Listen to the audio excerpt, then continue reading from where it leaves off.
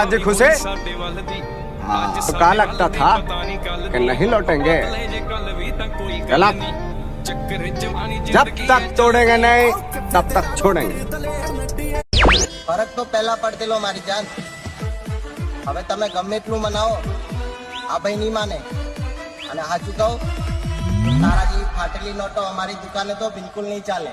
તને મારી સોગન પેલા કે રોવા કર